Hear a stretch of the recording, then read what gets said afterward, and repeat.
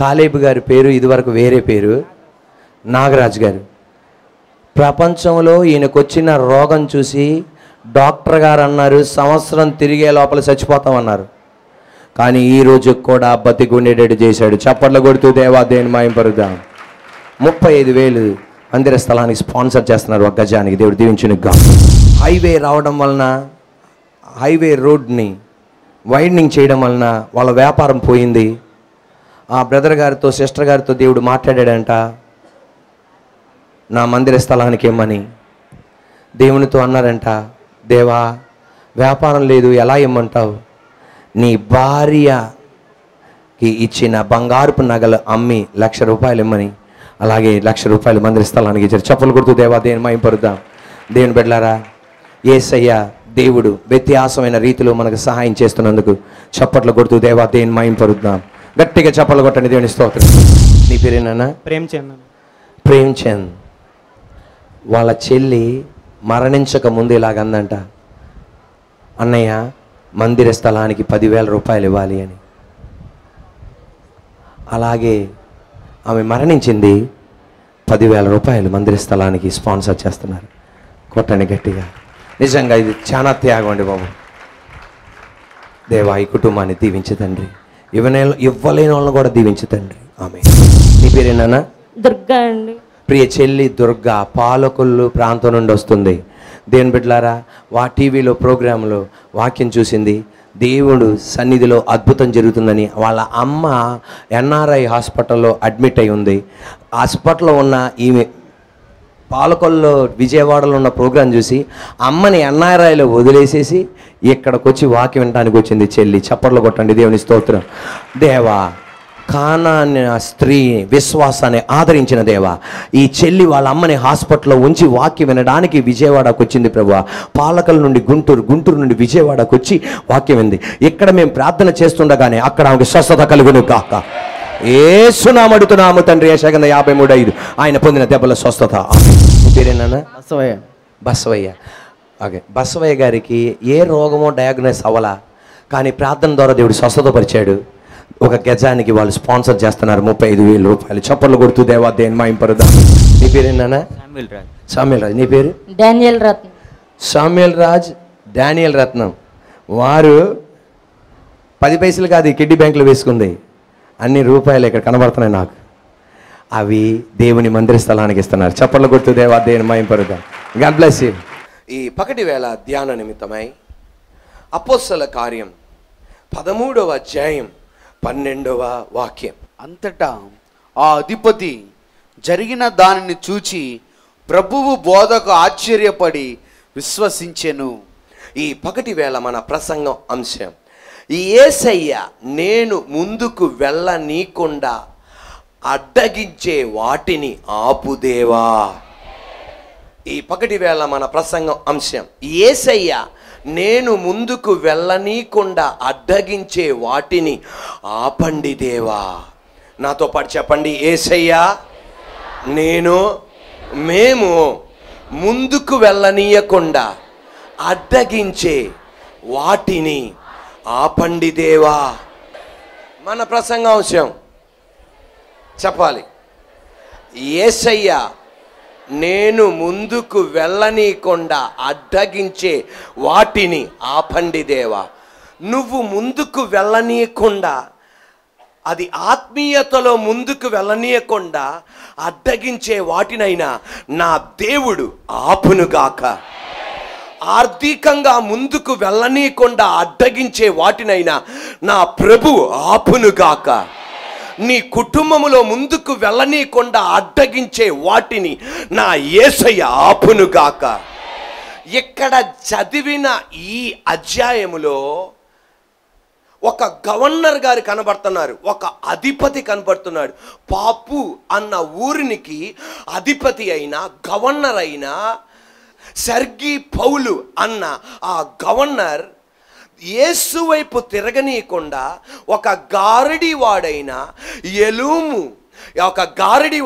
ఒక ఎలుము ఈ అధిపతి, ఈ గవర్నర్ యేసు వైపు తిరగనీయకుండా అడ్డగించుచుండగా పౌలు ప్రార్థన చేయగానే ఏ గారడీ వాడైతే ఈ గవర్నర్ని ఆపాలని చూశాడో దేవాది దేవుడు జోక్యం చేసుకొని ఆ గారడీ వాడు చేసే ప్రతి అడ్డంకును దేవుడు ఆపి గవర్నర్ యేసు వైపు తిరిగేటట్టు చేశాడు. దేవునిలో ముందుకు అడుగు వేసేటట్టు చేశాడు. ఆత్మీయతలో ముందుకు వెళ్ళేటట్టు దేవుడు చేశాడు. అదే యేసయ్య నీ జీవితములో నిన్ను ముందుకు వెళ్ళనీయకుండా ఒకని శక్తులవని, వ్యక్తులవని, అది ఏ దయ్యపు శక్తవని నా దేవుడు వాటిని అడ్డగించే వాటిని ఆపి నిన్ను ముందుకెళ్ళేటట్టు నా దేవుడు చేయనుగాక. అపోస్తల కార్యం 13వ అధ్యాయములో మొదటి శతాబ్దమున ఉన్న సంఘముతో దేవాది దేవుడు మాట్లాడి వాడబడుతున్న సౌలుని, పౌలుని నేను పంపించుతున్న స్థలానికి వారిని పంపించండి అనగానే సంఘం శిరస్సు వంచి బర్నబాను, సౌలుని ఆ ప్రాంతానికి పంపించారు. వారు ఆ ప్రాంతము నుండి మరొక ప్రాంతానికి వెళ్ళి, మరొక ప్రాంతానికి వెళ్ళి, మరొక ప్రాంతానికి వెళ్ళి ఒక ద్వీపానికి వెళ్ళారు. ఆ ద్వీపములో ఒక ఊరుంది. ఆ ఊరు పేరు పాపు. గట్టి చెప్పండి, పాపు.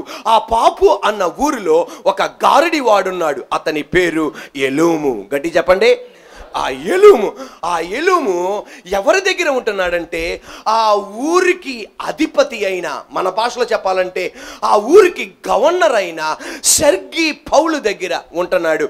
ఈ గవర్నర్ గారికి ఈయన ఏంటంటే సలహాదారుడిగా, తెలివిని అందించే వ్యక్తిగా, ఏం జరగబోతుందో చెప్పే వ్యక్తిగా ఈ గారడి వాడున్నాడు. ఇతని పేరు ఎలూము. కానీ ఇతను చెప్పే కొన్ని జరుగుతాయి, కొన్ని జరగవు. తన హృదయములో ఎప్పుడు నిరాశ ఉంటూ ఉండేది. ఎవరి హృదయములో? గవర్నర్ అయిన సెర్గీ పౌలు హృదయములో ఒక శూన్యం ఏర్పడుతూ ఉండేది. అటువంటి టైంలో బర్నబా, సౌలు ఆ గవర్నర్ గారు ఉన్నారే ఆ ఊరిలోనికి వెళ్ళి సువార్త అందిస్తున్నారు. ఆ సువార్త అందిస్తుండగా ఆ విషయం ఎవరికి తెలిసింది? ఎవరికి తెలిసింది? గవర్నర్ గారికి తెలిసింది. గవర్నర్ గారికి తెలవగానే ఆ గవర్నర్ గారు ఏం చేశారంటే ఆ పౌలంట, బర్నబా అంట వాళ్ళ ఇరువురిని నా ఇంటికి తీసుకురండి అన్నారు. అనగానే వెళ్ళిపోయి పౌలు బర్నబాగా చెప్పగానే పౌలు బర్నబా అన్నారు, ఇటువంటి ఛాన్స్ ఎప్పుడు వస్తుందా అని చూస్తున్నామని చెప్పి, అందులో గవర్నర్ అని చెప్పి మేము వస్తున్నామని చెప్పి పౌలు బర్నబా వాళ్ళ ఇంటికి వస్తున్నారని తెలవగానే ఎవరికి కష్టం కలిగిందంటే గారడి వాడైన ఎలూముకి కష్టం కలిగి అనుకున్నాడు.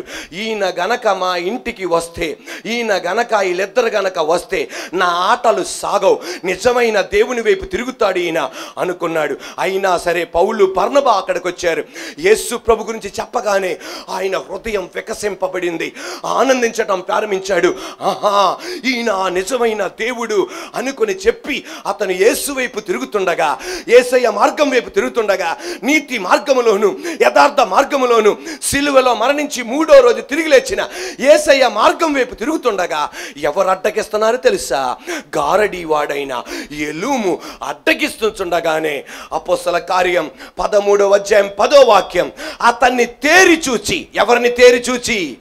ఎలూమును తేరి చూచి సమస్త కపటముతోను సమస్త దుర్మార్గతోను నిండిన వాడ, అపవాది అనగా సాతాను కుమారుడా, సమస్త నీతికి విరోధి, నువ్వు ప్రభు యొక్క తిన్నని మార్గములను చెడగొట్టుట మానవా, స్టాప్ చేయవా, ప్రభువు నిన్ను గుడ్డోడుగా చేయనుగాక అన్నాడంతే. దెబ్బకి ఆయన గుడ్డోడైపోగానే ఎలూం బయటికి వెళ్ళలేక అటు ఇటు తడువుకుంటే మిగతా వాళ్ళు అతన్ని బయటికి తీసుకెళ్లారు. ఇది ఎవరు చూశారంటే గవర్నర్ చూశాడు. ఆహా, ఇంతకాలం సత్యం వైపు తిరగనేయకుండా, యథార్థత వైపు తిరగనేయకుండా నా మనోనేత్రాలు గుడ్డితనం చేసింది ఈ గారడివాడనమాట, నా ఇంట్లో ఉండి చేశాడనమాట. ఇప్పుడు యేసు వైపు నేను తిరుగుతున్నానని చెప్పి అక్కడ ప్రభు చేసిన దాన్ని బట్టి, అలా బోధన బట్టి అక్కడ గవర్నర్ గారు యేసే దేవుడని విశ్వాసం ఉంచేటట్టు చేశాడు. సర్వశక్తి కలిగిన దేవుడు ఏ గారడి వాడైతే అతను ప్రభు వైపు తిరగనేయకుండా, ప్రభు మార్గములో ముందుకు వెళ్ళనేయకుండా అడ్డగిస్తే ప్రభు జోక్యం చేసుకుని చేసుకొని స్టాప్ చేశాడో, ఆపాడో, అదే దేవుడు నీ ఇంటి విషయములోను, నీ పిల్లల విషయములోను, నీ ప్రయాణ విషయములోను, నీ కాలేజీ విషయములోను, నీ వ్యాపార విషయములోను నీకు తెలవదు ఎవరు ఆపుతున్నాడు అని, నీకు తెలవదు ఎవరు ఆపుతున్నాడు అని, నీకు తెలవదు ఎవరు అడ్డగిస్తున్నాడు అని. ఒకవేళ నీ ఇంట్లో వాడేమో, ఒకవేళ నీ స్నేహితుడేమో, ఒకవేళ నీ ప్రాణముత్రుడేమో, నా దేవుడు అంటున్నాడు నీకు తెలవకపోవచ్చు, నాకు తెలుసు ఎవరిని అడ్డగిస్తున్నాడో వాడిని ఈ రోజున ఆపునుగాక. హల్లెలూయా.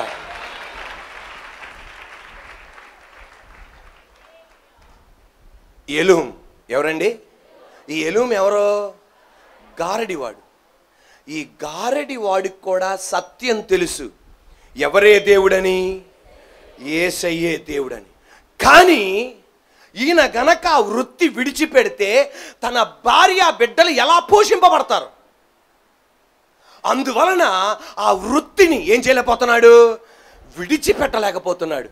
తద్వారా సౌలు రాగానే, బర్నబా రాగానే, లేకపోతే బర్నబా పౌలు రాగానే అర్థమైపోయింది, నా చేతిలో నుండి ఇతను ఏమైపోయాడు, గవర్నర్, నా మోసంలో నుండి, నా గారడి విద్యలో నుండి ఈయన బయటపడిపోతాడని భయపడి అడ్డగిస్తుండగా ప్రభువు జోక్యం చేసుకున్నాడు. ఈ రోజున ఒక మాట మీరు గమనించండి, ఇక్కడ కూర్చున్న వాళ్ళు ఎవరైనా సరే ఏ దుర్మార్గతనం కానీ, ఏ చెడుతనం కానీ చెయ్యొద్దు. నా బిడ్డలు ఎలా పోషింపబడతారు, నా కుటుంబం ఎలా పోషింపబడుతుంది, నేను అద్దె ఎలా కట్టుకుంటా, నా బిడ్డలను ఎలా చదివిస్తా అని చెప్పి, ఒకవేళ నువ్వు చేసేది అది దుర్మార్గతనం అయితే, అది చెడుతనం అయితే, అది నీకు తెలిస్తే గనక, అయ్యో నా బిడ్డల కోసం నేను చేస్తున్నానండి, నా భర్త కోసం చేస్తున్నానండి, నా పిల్లల కోసం చేస్తున్నానండి అని సాకులు చెప్పకు. నువ్వు యథార్థత కొరకు నిలబడు.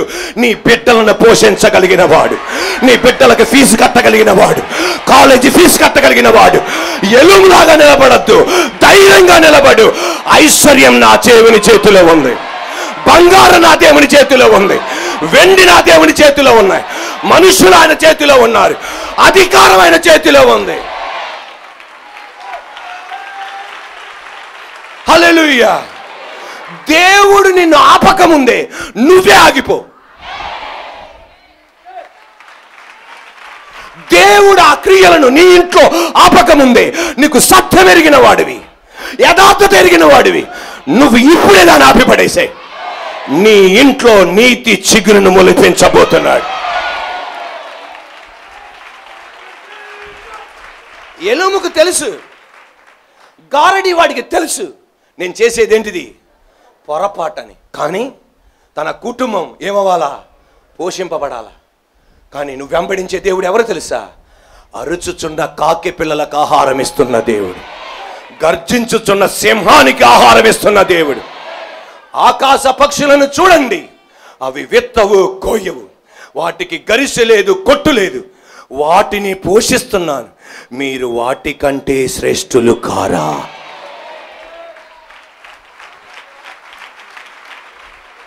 Are you ready?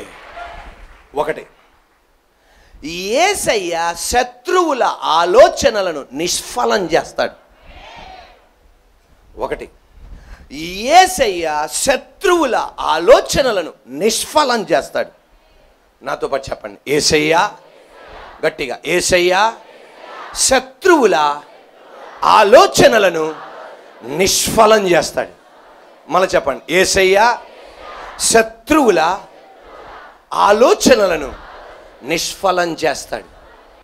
పౌలు యొక్క ఆలోచన, పౌలు యొక్క గురి ఆ గవర్నర్ని ఎటువైపు తిప్పాలి? యేసు వైపు తిప్పాలి. కానీ గారడి వాడైన ఎలూము యొక్క ఆలోచన ఏంటి తెలుసా? అతన్ని ఎటువైపు తిప్పకూడదు? యేసు వైపు తిప్పకూడదు. ఎన్నో ప్రయత్నాలు చేశాడు, ఎన్నో రోజులు ప్రయత్నం చేశాడు, ఎన్నో గంటల ప్రయత్నం చేశాడు. కానీ శత్రువుల ఆలోచనను దేవుడు ఏం చేశాడు? నిష్ఫలం చేశాడు. ఒక్కొక్కసారి మన బ్రతుకులో దేవుని ఆలోచనలు నా బ్రతుకులో జరగట్లా, సాతానుగాడి ఆలోచనలే నా పట్ల జరుగుతున్నాయి అన్నట్టు మనం అనిపించవచ్చు. అయినా భయపడకండి, నీకు తెలవకుండా తెర వెనకాల చెయ్యవలసింది మొత్తం ఆయన నీ కొరకు చేస్తున్నాడు. దేవునికి నీ పట్ల గొప్ప ఆలోచనలు ఉన్నాయి, దేవునికి నీ పట్ల గొప్ప ఆలోచనలు ఉన్నాయి. దేవునికి నా పట్ల గొప్ప ఆలోచనలు ఉన్నాయి. ఆ ఆలోచనలు జరగనీయకుండా నిన్ను అపవిత్రతలోనికి నడిపించిన, నిన్ను దుష్టత్వంలోనికి నడిపించిన నీ జీవితాన్ని ఒక అద్దం కిందకి పడేస్తే ముక్కలైనట్లు నీ బతుకుని ముక్క చెక్కలుగా చేసేసిన దేవుడు కూడా నిన్ను బాగు చేయడురా బాబు అన్నట్లు నీ బతుకు మార్చిన నా దేవుడు నీ జీవితంలో జోక్యం చేసుకొని ఆయన ఆలోచనలు, ఆయన ఉద్దేశాలు, ఆయన ప్రణాళికలు ఖచ్చితంగా జరిగేటట్టు చేస్తాడు. ఆయన దాంట్లో తిరుగులేదు. ఆ ఆలోచనలు, ప్రణాళికలు జరిగేటట్టు చేస్తాడు. యోసేపు పట్ల దేవుడు గొప్ప ఆలోచనలు కలిగి ఉన్నాడు. కానీ ఆ ఆలోచనలు జరగనీయకుండా అతని బతుకుని మొక్క చెక్కలుగా చేశాడు. కానీ నా యేసయ్య శత్రువు యొక్క ఆలోచనలను నిష్ఫలం చేసి దేవుడు ఏమైతే ఆశించాడో అది జరిగేటట్టు నా దేవుడు చేశాడు. యోసేపుతో వాళ్ళ నాన్న అయిన యాకోబు ఇలాగన్నాడు, బాబు అన్నయ్యలు 10 రోజులైంది గొర్రెలను తీసుకుని వెళ్ళి, ఇంత మట్టికి వారు కనబడట్లా, ఈ ఆహారం తీసుకెళ్తావా? వెళ్తాను డాడీ అని చెప్పి ఆహార పదార్థాలు తీసుకొని అక్కడికి వెళ్ళగా శత్రువు ఎవరిలో దూరాడు తెలుసా? సాతానుగాడిలో దూరి ఏం చేశాడంటే తమ్ముడిని చంపేటట్టు ఆలోచనలు తెలియపరిచాడు. ఆ తమ్ముడిని చంపేటట్లు ఆలోచనలు వాళ్ళ హృదయంలో పురిగొల్పగానే యోసేపుని చూడగానే వాళ్ళందరూ ఏమనుకున్నారు తెలుసా? చంపాలని చెప్పి అక్కడ నీళ్లు లేని ఒక బావి, ఎండిపోయిన ఒక బావి, లేకపోతే ఎండిపోయిన ఒక గుంట కనబడింది. ఆ గుంటలోనికి 2 చేతులు కట్టేసి 2 కాళ్ళు కట్టేసి దించేశారు. అక్కడ పడేశారు. గట్టిగా కేకలు పెడుతున్నాడు. ఎక్కడానికి మార్గం లేదు, అంత లోతైనది ఎండిపోయిన బావి. గట్టిగా కేకలు పెడుతున్నాడు. అన్నయ్యలు ఏం చేస్తున్నారు తెలుసా? వింటున్నారే తప్ప ద్రాక్షారసం తాగుతున్నారు, రొట్టెలు తింటున్నారు, తమ్ముడు తీసుకొచ్చిన ఆహార పదార్థాలు తింటున్నారు. వింటున్నారే కానీ విననట్లు వారు నటిస్తున్నారు. వాళ్ళు ఏమనుకున్నారు తెలుసా? ఆ గుంటలోనే చంపేయాలని. కానీ దేవాది దేవుడు వాళ్ళ హృదయంలోనికి దూరి, ఎవరి హృదయంలోనికి? అన్నయ్యల హృదయంలోని దూరి ఒకళ్ళకొకళ్ళని పడనీయకుండా చేసి చంపాలనుకున్న ఆలోచనలను నిష్ఫలం చేసి బయటికి తీసి అమ్మేటట్టు చేయించాడు. శత్రు యొక్క ఆలోచనలు, అన్నయ్యల యొక్క ఆలోచనలు జరగనీయకుండా యేసయ్య ఏం చేశాడు? నిష్ఫలం చేసి పడేశాడు. లేకపోతే గనక దేవాది దేవుడు అక్కడ జోక్యం చేసుకోకపోతే ఆ గుంటలోనే ఎవరిని చంపేసేవాళ్ళు? తమ్ముడిని చంపేసేవాళ్ళు. కానీ అన్నయ్యల హృదయంలో దూరి వాళ్ళ ఆలోచనలు ఏం చేశాడు? ఆయన నిష్ఫలం చేశాడు. శత్రువుల ఆలోచన నిష్ఫలం చేశాడు. అలాగే ఈ రోజున కూడా సర్వశక్తి కలిగిన దేవుడు చెప్పేది, శత్రువు ఏ ఆలోచన చేసినా నీ పట్ల దేవునికి ఒక ఉద్దేశం కలిగి ఉన్నప్పుడు ప్రతి ఆలోచనలు నిష్ఫలం చేసి కార్యం చేస్తాడు ఆయన. హేరోదు జ్ఞానులు హేరోదు రాజు దగ్గరికి వెళ్ళారు. హేరోదు రాజు దగ్గరికి వెళ్ళి ఇలాగ అడిగారు. ఏమని అడిగారంటే, యూదులకు రాజుగా పుట్టినవాడు ఎక్కడున్నాడు? పుట్టబోయేవాడు కాదు, పుట్టినవాడు ఎక్కడున్నాడు? అసలే ఆయన ఎవరో? ఆయన రాజు. ఆయన ఏమని పిలుస్తారు? యూదులకు రాజు అని పిలుస్తారు. ఈ జ్ఞానులందరూ వెళ్ళి యూదులకు రాజుగా పుట్టినవాడు ఎక్కడున్నాడు అనగానే నవ్వుతాడా? ఆయనకి వేదన కలిగింది, అతనికి కష్టం కలిగింది, అసూయ కలిగింది, పగ కలిగింది. ఆ జ్ఞానులందరినీ చంపేయాలనుకున్నాడు. కానీ అలా చేస్తే కుదరదని చెప్పి గొప్పగా మనస్సులో ఒకటి ఉంచుకొని నోట్లో నుండి బయటికి ఇంకొకటి తెప్పించాడు. మనస్సులో ఒకటి ఉంచుకొని బయటికి ఇంకొకటి చెప్పాడు. ఏమని చెప్పాడు తెలుసా? జ్ఞానులారా, మీరందరూ కలిసి ఆ యేసయ్యని, ఆ యూదులకు రాజును ఆరాధించి మీరేం చేయండి? నా దగ్గరికి రండి. తర్వాత మీరు అడ్రస్ చెప్తే నేను కూడా వెళ్ళి ఏం చేస్తా? ఆరాధిస్తా. కానీ ఇతనుకున్న ఆలోచన ఏంటి తెలుసా? హేరోదన శత్రువు ఆలోచన ఏంటి తెలుసా? మనస్సులో ఒకటి, బయటికి మరొకటి. కానీ ఇతని ఆలోచన ఏంటంటే జ్ఞానుల్ని చంపేద్దాం, ఎవరిని కూడా చంపేద్దాం, యూదుల రాజుగా పుట్టిన వాడైన యేసయ్యను కూడా చంపేద్దాం. ఎందుకంటే మీకెంత ధైర్యం, నేను రాజునైతే ఇంకొక రాజు ఉన్నాడని ఈ దేశానికి ఎంత ధైర్యం మీకు అన్న ఆలోచనలతో మనసులో ఒకటి బయటికి ఒకటితో ఉంచుకున్న ఈ హేరోదు రాజు, ఈ జ్ఞానులు వెళ్ళి యథార్థంగా ఉన్నారు. ఎవరో ఈ జ్ఞానులు మాత్రం యథార్థంగా వెళ్ళి యూదుల రాజైన, ఈ ప్రపంచానికి రాజైన, విశ్వానికి రాజైన యేసయ్యని ఆరాధించి వాళ్ళు తిరిగి వస్తున్నారు. ఎక్కడికి వెళ్దామని? హేరోదు రాజు దగ్గరికి వెళ్దామని. కానీ సర్వం ఎరిగిన దేవుడు ఎవరి దగ్గరికి వెళ్ళాడంటే దేవదూత ద్వారా జ్ఞానుల దగ్గరికి వెళ్ళి ఏమని తెలియపరిచాడంటే, మీరు హేరోదు రాజు దగ్గరికి వెళ్ళొద్దు, నేను చెప్పుతున్న దారి గుండా, నేను చూపించుతున్న దారి గుండా వెళ్ళండి అన్నారు. అలాగే శత్రువుల ఆలోచనలను దేవుడు ఏం చేశాడు? శత్రువుల ఆలోచనలు ఏం చేశాడు? నిష్ఫలం చేశాడు. తద్వారా జరిగిందేంటి తెలుసా? ఆయన మనసులో ఒకటి, ఆయన బయటికి ఒకటి, అది కనపడేటట్టు నా దేవుడు చేశాడు. ఈ రోజున నీతో ఉన్న వ్యక్తి, నీ ఇంటిలో ఉన్న వ్యక్తి, నీతో వ్యాపారం చేస్తున్న వ్యక్తి, నీ స్నేహితులు మనసులో ఒకటి ఉంచుకొని బయటికి మరొకటి చెప్తూ నిన్ను మోసం చేస్తున్నారా? దేవాది దేవుడు చెప్పేది, ఎలాగైతే దేవదూతను పంపించి మాట్లాడాడో ఈ రోజున నన్ను నిలబెట్టి నీతో మాట్లాడుతున్నాడు. వాళ్ళ హృదయములో ఏముందో బయటికి పడేటట్టు నా దేవుడు చేయబోతున్నాడు. వ్యత్యాసమైన పద్ధతుల్లోనికి తెలియపరచబోతున్నాడు. ఆయన శత్రువుల ఆలోచనలు ఏం చేశాడు? నిష్ఫలం చేశాడు. యాకోబు తన మామయ్య దగ్గర నుండి వచ్చేస్తున్నాడు. యాకోబు లాబాను దగ్గర నుండి, అంటే తన మామయ్య దగ్గర నుండి పరిగెత్తుకొని వచ్చేస్తున్నాడు. తన ఇద్దరు భార్యలను, బిడ్డలను, పశు సంపదలను తీసుకొని వస్తుంటే లాబాను ఏం చేశాడు తెలుసా? ఒక ఆలోచనలు పన్నాడు. ఆ ఆలోచన ఏంటంటే యాకోబుని చంపేసేద్దామని. అతని హృదయంలో అయ్యో నా ఇద్దరు కూతురు విధవరాలు అయిపోతారే అని కూడా లేదు, నా మనవళ్ళు అనాథులు అయిపోతారే అని లేదు, అయ్యో అన్న ఏం వేదన లేదు, తన పంతం కోసం నాకు చెప్పకుండా వెళ్తాడైనా అని చెప్పి ఏం చేశాడంటే తన అల్లుడిని చంపడానికి ఆలోచన చేస్తే సర్వశక్తి కలిగిన దేవుడు స్వప్నములో ప్రత్యక్షమై ఏమని చెప్పాడంటే, నువ్వు మంచి గాని చెడు గాని నోరు తెరిచి ఏ మాట చెప్పొద్దు, అతన్ని వదిలిపడేసి అన్నాడు. శత్రువుల ఆలోచన అయిన మామయ్య ఆలోచనను నిష్ఫలం చేసి అతన్ని ఈ రోజున ఇశ్రాయేల్ దేశానికి ఫౌండర్గా నా దేవుడు ఏర్పాటు చేశాడు. ఆయన పేరు పెట్టేటట్టు నా దేవుడు చేశాడు. ఈ రోజున శత్రువుల ఆలోచనలను దేవుడు ఏం చేయగలడు? నిష్ఫలం చేయగలడు. దానియేలును చంపాలని తన స్నేహితులు ఆలోచించారు. ఎవరు ఆలోచించారు? ఎవరికైతే దానియేలు సహాయం చేశాడో, ఎవరి కోసమైతే దానియేలు ప్రార్థన చేశాడో, ఎవరైతే పైకి రావాలని ప్రార్థన చేశాడో, రాజుగారు జ్ఞానులందరినీ చంపబోతుంటే రహస్యంగా ఆన్లైన్ ప్రేయర్ చేశాడో, అటువంటి వాళ్ళే ఎవరి కోసమైతే ప్రార్థన చేశాడో, ఎవరి కోసమైతే సహాయం చేశాడో, ఎవరి కోసమైతే నిలబడ్డారో వారే దానియేలుని చంపాలని ఆలోచన చేస్తే సర్వశక్తి కలిగిన దేవుడు వారి ఆలోచనలను నిష్ఫలం చేశాడు. ఈ రోజున ఎలూము యొక్క ఆలోచనలను నిష్ఫలం చేశాడు. ఈ రోజున అదే దేవాది దేవుడు నీతో చెప్పేది, ప్రతి శత్రువుల ఆలోచనలు నువ్వు ముందుకెళ్ళనీయకుండా, ఎదగనీయకుండా అడ్డగించే ప్రతి ఆలోచనలను నా ప్రభు అయిన యేసయ్య ఆపును గాక. ఇర్మియా గ్రంథం 1వ అధ్యాయం 10వ వాక్యం, పెళ్ళగించుటకును విర్రగొట్టుటకును నశింపచేయుటకును పడద్రోయుటకును కట్టుటకును నాటుటకును నేను ఈ దినమున జనముల మీద రాజ్యాల మీద నిన్ను నియమించి ఉన్నాను. ఈ ప్రవచనం ఎవరికి? ఇర్మియాకి. ఇప్పుడు నీది, ఇప్పుడు అది మీది, ఇప్పుడు నాది. మళ్ళీ చెప్పు, ఇప్పుడు నీది, ఇప్పుడు మీది, ఇప్పుడు నాది. నీతో దేవుడు చెప్తున్నాడు. నీ ప్రార్థన ద్వారా దేవుడు చేసేది.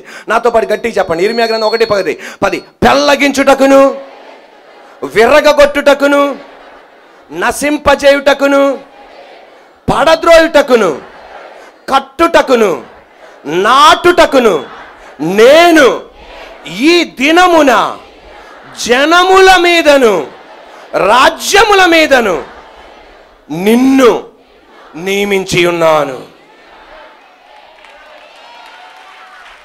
అంటే నీకు దేవుడిచ్చిన అధికారం ఏంటంటే నాటడానికి. నీ ఇంట్లో సంతోషం లేదా? ఆ సంతోషం నాటడానికి నీకు అధికారం ఇచ్చాడు. నీ ఇంట్లో సమాధానం లేదా? సమాధానం నాటడానికి ఆయన అధికారం ఇచ్చాడు. నీ ఇంట్లో ఐక్యత లేదా? ఐక్యత నాటడానికి ఆయన అధికారం ఇచ్చాడు. నీ ఇంట్లో ప్రేమ లేదా? ప్రేమ నాటడానికి అధికారం ఇచ్చాడు. మరలా నేను మీ ఇంటికి రావక్కర్లా, మరలా నా చేతులు మీ తల మీద ఉంచక్కర్లా, నాటడానికి నీకు అధికారం ఇచ్చాడు. ప్రేమ నాటితేనే ఏం చూస్తావు? జామకాయ గింజ నాటితేనే ఏం చూస్తావు? జామ ఫలం చూస్తావు. మామిడి విత్తనం నాటితేనే ఏం చూస్తావు? గట్టి చెప్పండి, మామిడి ఫలం చూస్తావు. అలాగే ఈ రోజున దేవాది నీకు ఇచ్చిన అధికారం ఏంటంటే నాటటానికి అధికారం ఇచ్చాడు. విశ్వాసముతో నువ్వు నాటుదాన్ని, ఆ ఫలాన్ని చూస్తావు. నాటడానికి మాత్రమే కాదు, ఏం చేయడానికి? పెళ్ళగించడానికి ఆయన అధికారం ఇచ్చాడు. నీ ఇంట్లో అక్కర్లేని మొలుస్తున్నాయ్యా, మంచి నువ్వు విత్తావు, ప్రేమే విత్తావు, సమాధానమే విత్తావు, సంతోషమే విత్తావు, దీర్ఘశాంతమే విత్తావు, ప్రేమే విత్తావు. కానీ గురుగులు వచ్చి సాతానుగాడు విత్తాడా? ఆ సమాధానం వాడు పెంచుతున్నాడా? యేసు నామములో పెళ్ళగించే శక్తి నీకుంది. మరలా నన్ను పిలవక్కర్లా, ఆమేనండి. మళ్ళా నన్ను వచ్చి పిలవక్కర్లా, నాకు టైం ఉండదు. మీ ఇంటి చుట్టూ తిరిగాననుకో, ఇక్కడ పరిచయం చేయలేను. ఎవరు చెప్పారు నీ కుటుంబం బాగుపడదని? ఎవరు చెప్పారు నీ భర్త మారడని? ఎవరు చెప్పారు నీకు పిల్లలు కలగరని? ఎవరు చెప్పారు ఆ రోగము తగ్గదని? ఎవరు చెప్పారు ఆ ఉద్యోగం పొందలేవని? ఎవరు చెప్పారు ఆ ప్రమోషన్ నీకు దొరకదని? ఎవరు చెప్పారు నీకు పరిచర్యలో అభివృద్ధి పొందలేవని? ఎవరు చెప్పారు ఆ వ్యాపారం నువ్వు చేయలేవని? ఎవరు చెప్పారు నువ్వు చదువుకోలేవని? ఎవరు చెప్పారు ఈ అప్పుల ఊబిలో నుండి బయటికి రాలేవని? ఫిలదెల్ఫియా ఏజీ చర్చ్ వారు నిర్వహించు యేసుతో ఆరాధన విజయవాడ విద్యాధరపురం ఆర్టీసీ డిపో ఎదురు రోడ్లోని ఫిలదెల్ఫియా ఏజీ చర్చిలో జరుగును. దేవుని కృప వలన ప్రతి ఆదివారం 4 ఆరాధనలు జరుగును. మొదటి ఆరాధన ఉదయం 6 గంటలకు, రెండవ ఆరాధన ఉదయం 8 గంటలకు, మూడవ ఆరాధన ఉదయం 10 గంటలకు, నాల్గవ ఆరాధన మధ్యాహ్నం 12 గంటలకు మరియు ప్రతి శుక్రవారం ఉదయం 7 గంటలకు యూత్ లైవ్ మరియు ఉదయం 10 గంటలకు ఉపవాస ప్రార్థన జరుగును. రండి, యేసయ్య మీ నిందకు ప్రతిగా రెట్టింపు ఘనతను ఇచ్చును. మా ఫోన్ నంబర్స్ 9701100400 మరియు 9704100400.